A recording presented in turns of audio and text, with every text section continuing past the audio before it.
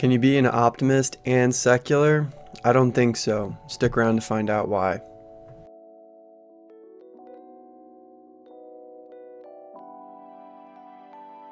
I've been thinking a lot about optimism, what it means to be an optimist. Google defines optimism as the hopefulness and confidence about the future or successful outcome of something, or also the belief that the good must ultimately prevail over evil in the universe. Now, I unfortunately relate everything into religious terms because that's just where my mind goes, because those kinds of that terminology and those questions and anything pertaining to religion to me seems of utmost importance. And I don't know why, and when I've been reading, is this sort of itch has happened to other people throughout history. A lot of different philosophers always kind of bring things up into this sort of religious or transcendent category. And when I was thinking about optimism, or this belief that the good must ultimately prevail in the universe, I started to think that you couldn't really be a secular optimist. You couldn't really believe that the world was a natural world and also be an optimist, because, well, hope would just be a mechanism in your mind. It would just be chemicals in motion. It wouldn't have any real value to it. So it would almost be nonsense to say, I'm an optimist.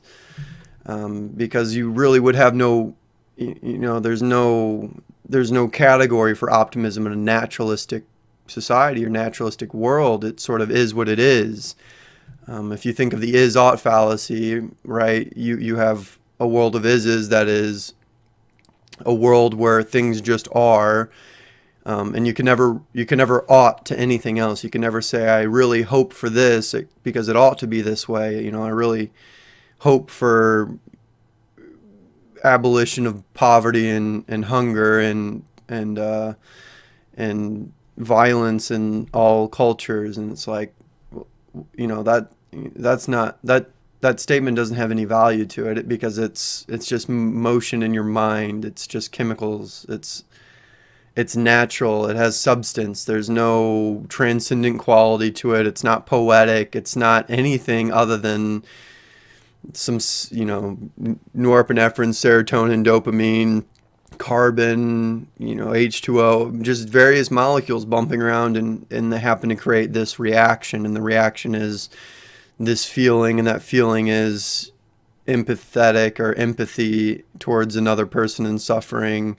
And oh, by the way, suffering doesn't exist either. So really, there's no reason to be hopeful for anything else, because everything is baseline. There is no good, no evil, no suffering, no nothing. Whenever you naturalize the world, you sterilize it. Whenever you sterilize it, that means you get rid of both the good and the bad. Therefore, there is nothing to hope for. There is no ultimate good. There is nothing that could prevail, because you've sterilized it. You've gotten rid of it. Not only have you gotten rid of all the evil, but you've also gotten rid of all the good. And then now, as a result, you live in a land of is. And it could not, it ought not be any different, because it just is this way.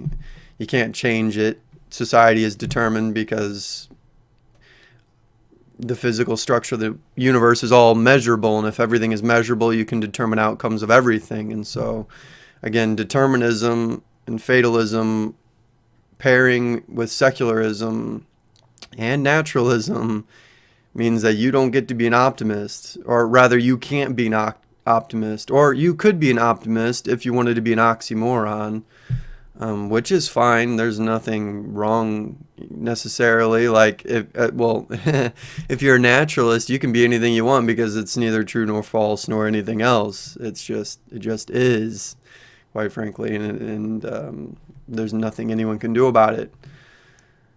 And so this was kind of just an off-the-cuff rant to see how consistent I would be without any preparation on the topic, which I find is the best way to test myself. And that's kind of what I'm doing with this video, is testing myself to see how I might defend my viewpoint, just if someone asked me off the street. So this video was totally unprepared, and I just kind of wanted to see how I would react if I asked myself, can you be secular and optimistic? And I think ultimately the answer is no. Or yes, but it would be oxymoronic.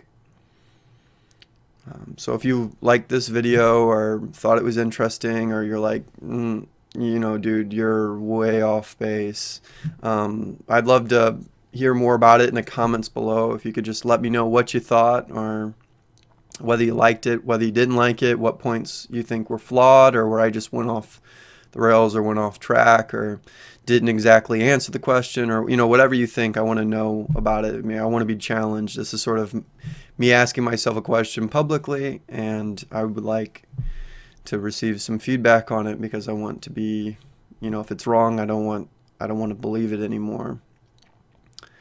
So thanks for watching. If you could like, comment, share, that would be great. Thanks.